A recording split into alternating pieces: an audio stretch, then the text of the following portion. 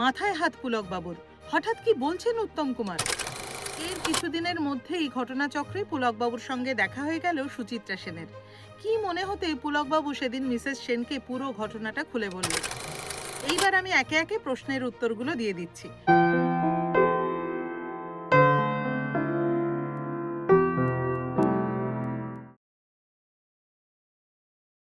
মাথায় হাত পুলক বাবুর। হঠাৎ কি বলছেন উত্তম কুমার?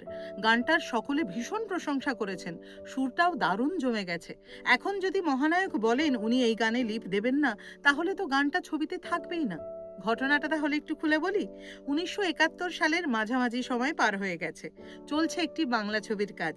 ছবির পরিচালক পিনাকি মুখোপাধ্যায়। ছবির গান লিখেছেন পুলকবাবু আর সুরকারের ভূমিকা পালন করেছেন পবিত্র চট্টোপাধ্যায়। একটি গান তৈরি হয়েছে উত্তম কুমারের জন্য। গানটি পুরুষ কণ্ঠের সোলো গান। গানটি দুর্দান্ত গাইলেন এক ও অদ্বিতীয় মান্না দে। গানটি শুনে সকলেই বেশ খুশি হলেন। পুলকবাবুর এতদিনের অভিজ্ঞতা ও ইনটিউশন বলল এই গান কিন্তু হিট করবেই করবে। এমন সময় ঘটল বিপদ। এই গান রেকর্ডিং হয়ে যাওয়ার পর একদিন পুলকবাবুর সঙ্গে মহানায়কের দেখা হলো। উত্তমবাবু তো পুলক বন্দ্যোপাধ্যায়কে মামা বলে ডাকতেন। দুজনের দেখা হতেই উত্তমবাবু এই গানটির প্রসঙ্গে বলে উঠলেন, মামা, আমি গানটি শুনেছি, গানটা খুবই ভালো হয়েছে, কিন্তু আমি ওই গানে লিপ দেব না। এই কথা শুনে পুলক বন্দ্যোপাধ্যায় তো আকাশ থেকে পড়লেন।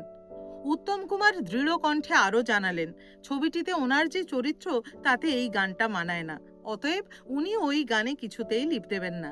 এই কথা শুনে খুবই আশাহত হলেন পুলকবাবু। আগেই বলেছি, ওনারও দৃঢ় বিশ্বাস ছিল এই গানটা হিট করবেই। এর কিছুদিনের মধ্যেই ঘটনাচক্রে পুলকবাবুর সঙ্গে দেখা হয়ে গেল সুচিত্রা সেনের। কি মনে হতে পুলকবাবু সেদিন মিসেস সেনকে পুরো ঘটনাটা খুলে বললেন। তিনি বললেন, উত্তম কুমার কিছুতেই রাজি হচ্ছেন না এই গানে লিপ দিতে। সুচিত্রা সেন সব শুনে মিষ্টি হেসে অভয় দিলেন গীতিকারকে। মিসেস সেন পুলকবাবুকে বললেন, আপনি কোনো চিন্তা করবেন না, টেনশন করবেন না, আমি উতুকে রাজি করাবই। গানটা ভীষণ ভালো, ও লিপ দেবে। গানটা পিকচারাইজ হয়ে গেলে আমি আপনাকে খবর দেব, আপনি এসে প্রজেকশন দেখে নেবেন।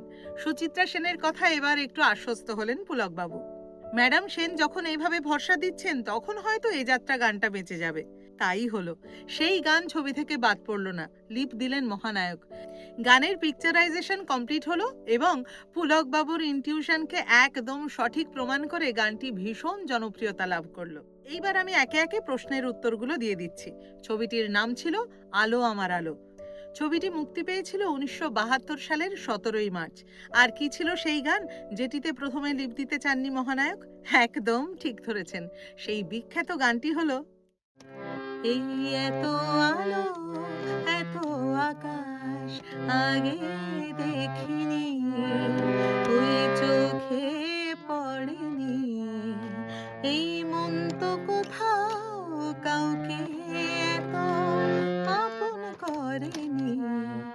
আমি জানি, তুমি কি জানো, এই এত আলো, এত আকাশ আগে দেখিনি, ওই চোখে পড়েনি, এই মন তো কোথাও কাউকে এত আপন করেনি।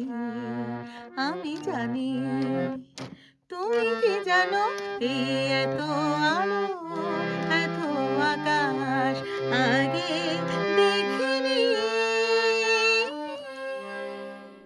আজকের পর্ব তাহলে এখানেই শেষ করছি। আবার দেখা হচ্ছে পরের পর্বে নতুন কোনো কাহিনী নিয়ে। আপনারা সবাই ভালো থাকুন, সুস্থ থাকুন।